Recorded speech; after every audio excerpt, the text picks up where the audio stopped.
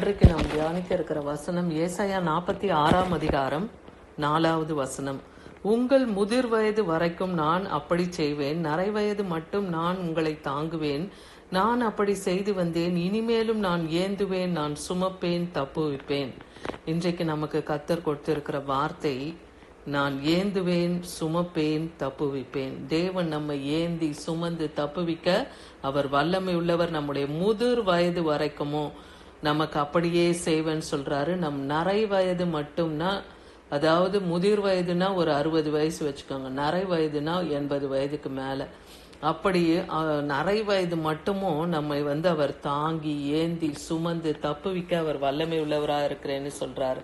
சங்கீதம் 71:18 பாக்குறோம், இப்பொழுதும் தேவனே இந்த சந்ததிக்கு உமது வல்லமையும் வரப்போகிற யாவருக்கும் உமது பராக்கிரமத்தையும் நான் அறிவிக்கும் அளவும் முதிர் வயதும் நரவயிரும் உள்ளவனாக்கும் வரைக்கும் என்னை கைவிடீராக.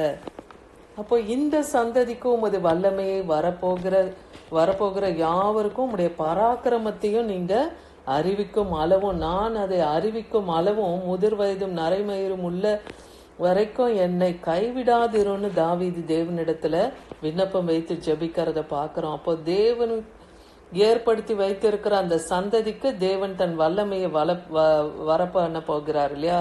அதே போல தன்னுடைய பராக்கிரமத்தை அவர் காண்பிக்கணும்.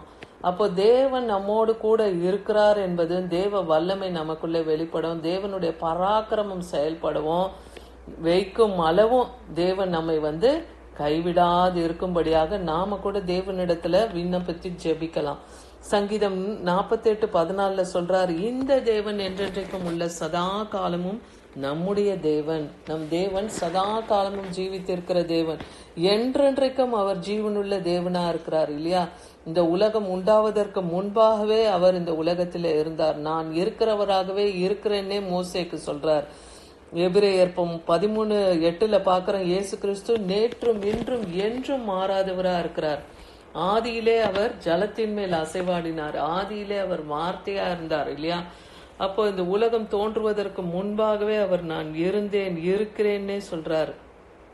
யாக்கோபு 1:17 படி, ஒரு நன்மையான எந்த ஒரு ஈவும் பூரணமான எந்த வரமும் பரத்திலிருந்து உண்டாகி ஜோதிகளின் பிதாவினிடத்திலிருந்து இறங்கி வருகிறது. அதனால அவரிடத்துல யாதொரு மாறுதலும் இல்லை, யாதொரு வேற்றுமை நிழலும் இல்லை.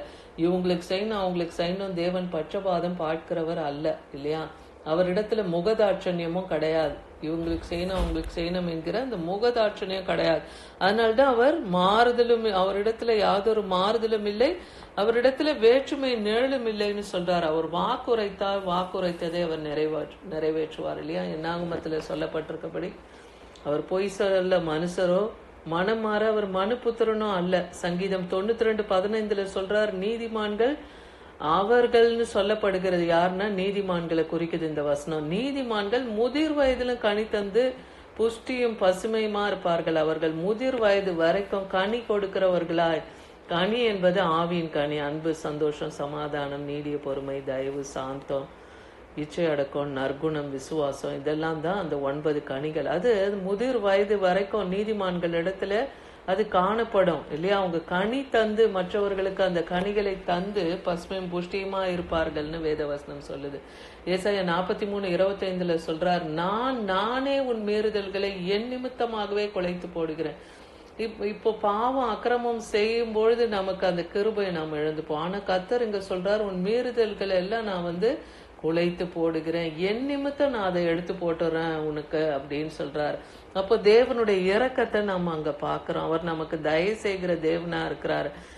அதனால நம்ம எந்த ஒரு சூழ்நிலையிலும் அவர் ஏந்தி சுமந்து அவர் தப்புவிக்க அவர் வல்லமை உள்ளவரா இருக்கிறார். ஏசாயா 43:13 அப்படிதான் சொல்லுது, நான் உண்டாகிறதுக்கு முன்னும் நானே இருக்கிறேன், என் கைக்கு தப்புவிக்கத்தக்கவன் இல்லை, நான் செய்கிறதை தடுப்பவன் யார்?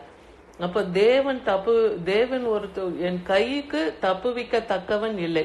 அவர் கையில ஒருத்தரை வச்சு நடத்துறாருன்னா அவர் நிச்சயமா அவங்களே செவையான பாதையிலே கொண்டு போய் நடத்தி நிறுத்துவார் இல்லையா? தப்புவிக்கத்தக்கவன், அவருடைய கைக்கு யாராலையும் தப்புவிக்கத்தக்கவன் ஒருவனும் இல்லை.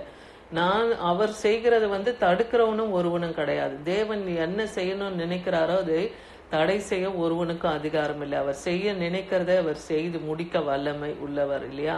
ஏன்னா அவர் எப்படிப்பட்ட தேவன்?